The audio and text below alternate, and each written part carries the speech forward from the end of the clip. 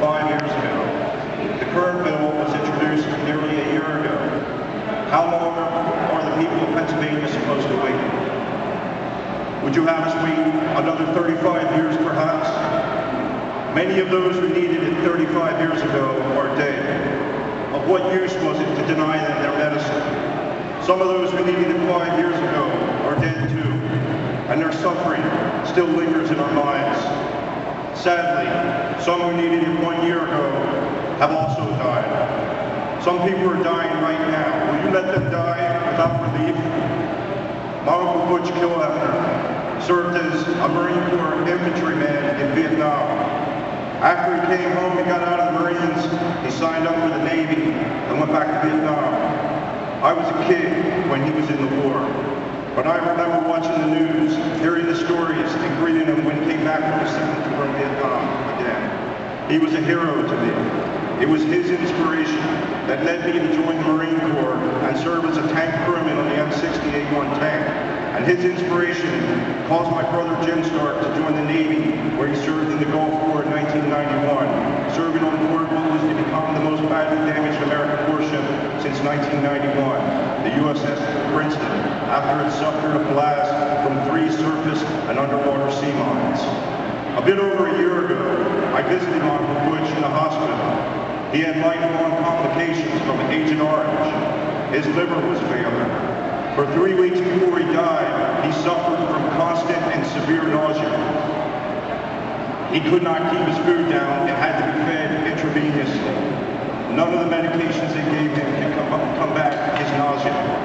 Medical cannabis would not save Uncle Butch's life. Agent Orange had been dogging him all his life, and what he had could not be beaten.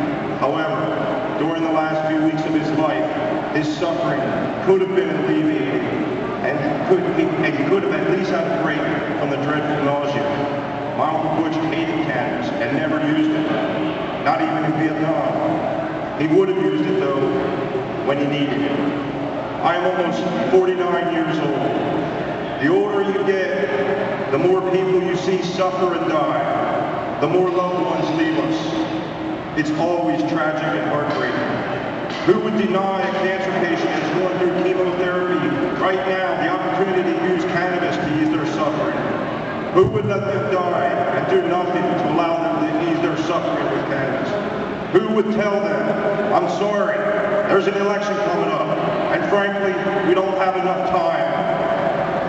Would our representatives in the state legislature tell them that? Would Tom Corbett tell them that? Make no mistake, the 85% support for medical cannabis does not all come from people who need it for themselves. I do not need it. There is nothing wrong with me. Medical cannabis will not benefit me one bit.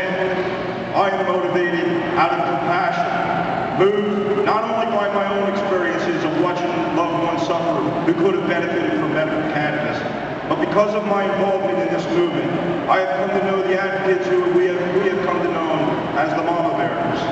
I see the travails they are going through, the hardships they must overcome, and their constant relentless vigil over their seizing children.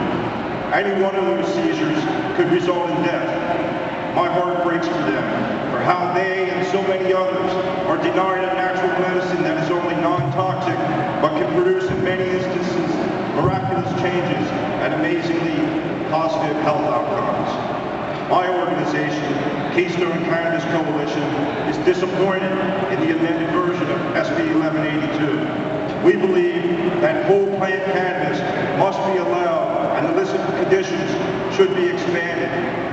Still, we are equally dismayed that even this meager offering to the public is being spurned by some in the House leadership and vehemently opposed by Governor Corbett. This bill will go to Tom Corbett and get signed because the people are demanding that the legislature act now. If it does not, then Tom Corbett will watch from the sidelines as our next governor, Tom Wolf, signs a medical cannabis bill into law. The nearly 3,000 signatures collected by Derek Rosenweg of Philly Normal in the last 2 weeks is representative of the millions of Pennsylvanians who support medical cannabis in this state. The people of Pennsylvania have waited long enough. Do not make us wait another 35 years. Do not make us wait another 5 years. Do not make us wait one more year. We urge the House leadership and the PA House of Representatives to do the right thing. Allow SB 1182 to come to a vote. Do not say to our loved ones, I'm sorry, but there was not enough time. And lastly, I'd just like to add, my organization believes that until we address the root cause of prohibition, it will be very hard for people to get medicine. Therefore, we recommend statewide decriminalization as seen by the recently passed and signed bill, decriminalization bill